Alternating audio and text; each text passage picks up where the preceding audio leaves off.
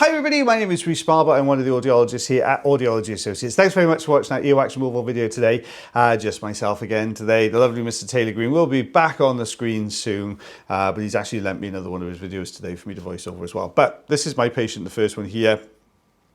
First glance, I thought this was the end of a Q-tip, but this isn't. This is actually a lot of skin. The patient's been using a lot of bicarbon Otex, which is a hydrogen peroxide drop here in the UK. I don't know if you got it in the US. I use D-Brox mostly in the US, I think. But you can see here, it was just really bleached that skin, that keratin material, and made it very, very soft and mushy in here as well. Just breaking all this down, taking it away.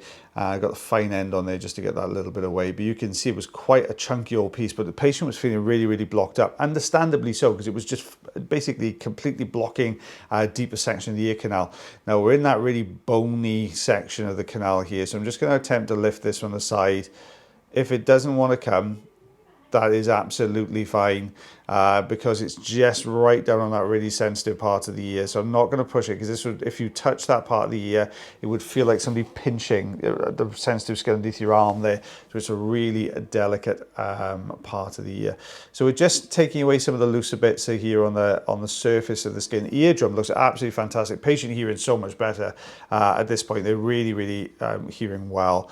You may hear some of the noises outside, guys. I came in before clinic to voice these videos over, but all the rest of the staff are all coming in, so you may well hear some of them chirping away in the background there.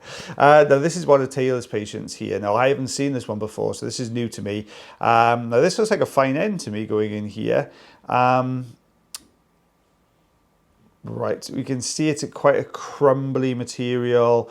It looks, this one's got this kind of strange consistency. Is back up to this is the standard size ulnar tube now.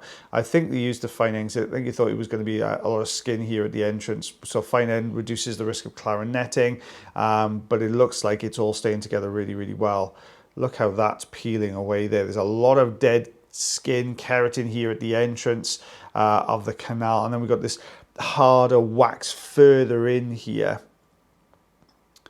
So let's lift. Oh, look at that coming away. Oh no, there's a, you can really see that keratin all snaking away further in here. Always a difficult one to remove. You can see that very thin layer that sits on top of the canal wall there. So you can see that just peeling up towards this there. Did you see that then? So he's switched straight down now to the fine end just to reduce that clarinetting, because you will find you'll get a little bit. The difficulty when you switch to the fine end, you reduce the aperture basically at the end of the suction tube, so it's less likely to vibrate at the end of the suction. But it also means the suction grip is a lot poorer. And you'd imagine it would be a lot better because it's a smaller tube. You'd imagine you get a higher pressure of suction pulling through. It's just the surface area. It can't grip enough of it really. So you will get a very controlled suction just for the fine end, but you won't get that broader grip you need with tougher stuff like skin, which never wants to come off the ear canal easily. Now sometimes we have to resort to maybe forceps here, something like that, just to try and peel that away. I think that's going to come though. It looks like almost a little sort of layer that the wax is sitting on top of here. I think this layer is going to pull out. That's my gut feeling here. A little bit of a wiggle. Oh, dear Alex, see, I trained him well, didn't I? So he's giving a little bit of a wiggle just to try and loosen that off. Yep, there it comes. Yep, that hole, it was almost like a sled of skin that was sitting underneath. Oh, a little bit more there, but I think that's going to come away with the wax plug. What Taylor's doing here is trying to get a grip on both the skin and the wax at the same time, so it pulls them both together, so you get this, you're pulling effectively on both sides. That's coming away well.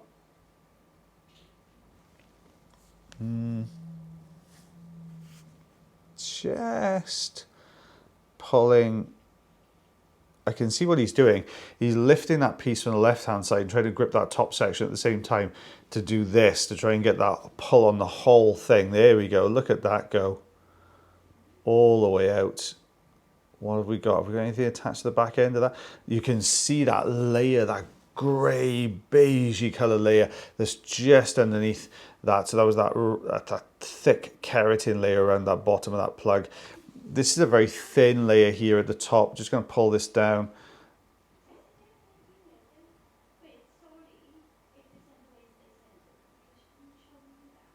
There we go. It's on its way. It's on its way. There we go. Wow, that's looking so much better.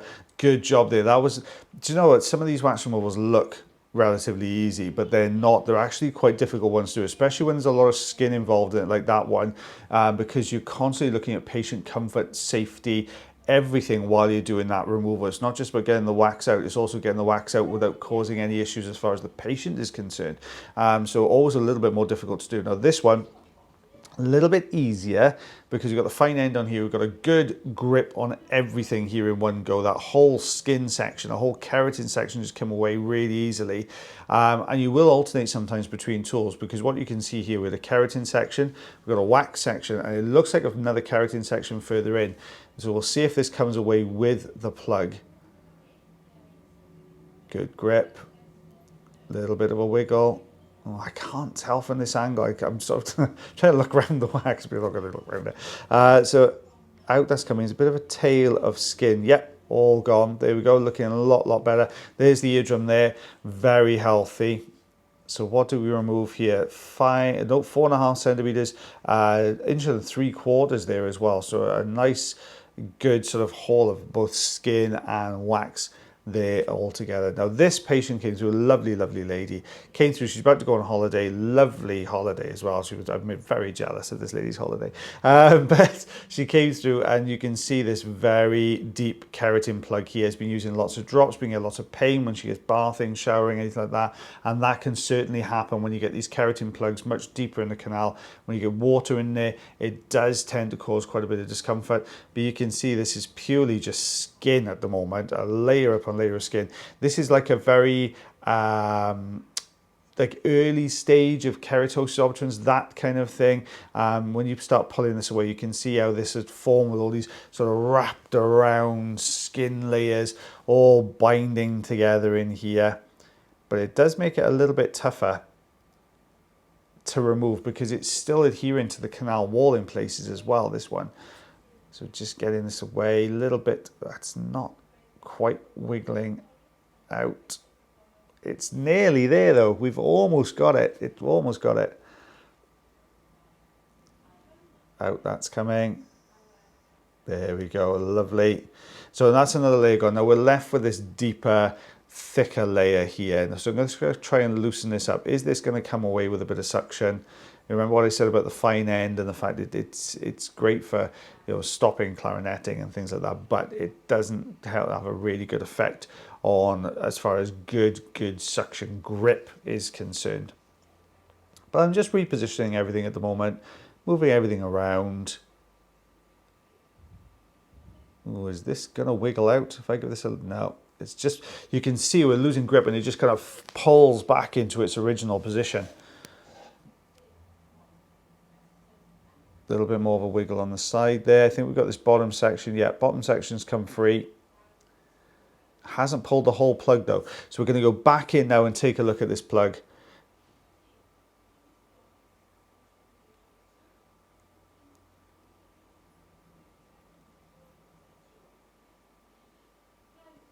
There we are, just looking, probing it. Now this is one piece. Now we can see the whole thing is starting to move. Whereas before we were only moving the piece we were attached to. Now this whole thing is moving, which means this is one big hard plug. So I'm just going to go in here with the forceps.